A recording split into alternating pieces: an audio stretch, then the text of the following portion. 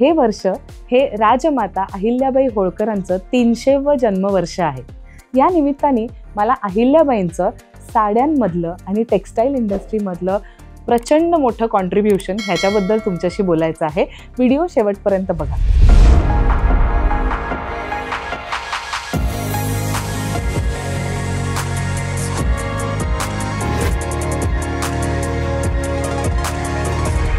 Hello everyone, welcome to प्रथा। दिस is कविता कोपरकर।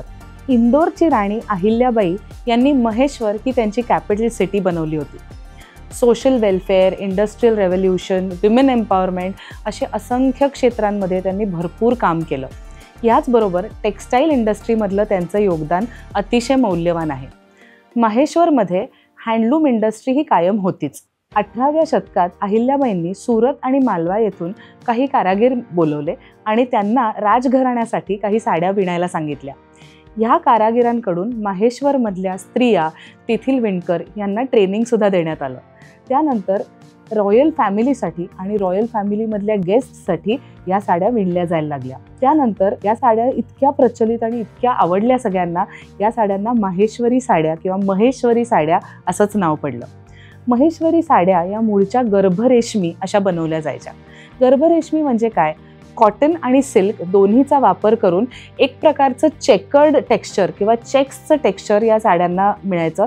त्याला एक वेगळ्या प्रकारची शाईन असते, कारण त्याच्यात सिल्कचाही धागा वापरलेला असतो, कॉटनही वापरलेलं असतं आणि मग त्याच्यामध्ये अनेक वेगवेगळे मोटिव्स हे मध्य प्रदेशमधली मंदिरं, अहिल्याबाईंनी काही मंदिरं जी रिनोव्हेट केली, जसं की काशी विश्वनाथ टेम्पल, सोमनाथ टेम्पल त्यांनी बांधलं, अशा टेम्पल्समधनं होळकर वाड्यामध्ये दिसणारे काही गोष्टी ह्याच्यामधून इन्स्पायर होऊन महेश्वरी साड्यांमधले मोटिव्स आपल्याला बघायला मिळतील। वर्षानुवर्ष हे मोटिव्स वापरलेले आहेत। महेश्वरी साड्यांची स्पेशालिटी अशी आहे की त्या प्लेन असतात, त्या बुट्टेवाल्या असतात, त्याच्यामध्ये जरी चेक्स असतात किंवा फक्त सेल्फ चेक्सचं टेक्स्चर असतं। हे पुढील वर्षांमध्ये महेश्वरी साड्यांमध्ये होत गेलेल्या बदलांमधून आपल्याला भरपूर व्हरायटी बघायला मिळते।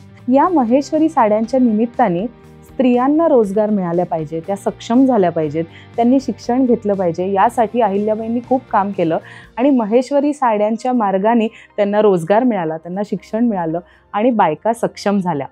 हे अहिल्याबाईंचं योगदान मला तरी खूप भावलेलं आहे आणि म्हणूनच प्रथामध्ये मी असं ठरवलं आहे की जास्तीत जास्त स्त्रिया काम करतील, स्त्रियांना सक्षम बनवणं हा मला अतिशय समाधानकारक असा एक मुद्दा वाटतो। प्रथा हे साड्यांचं माझं व्हेंचर चालवताना सुद्धा अहिल्याबाईंचं हे योगदान मी तरी कधीच विसरणार नाही।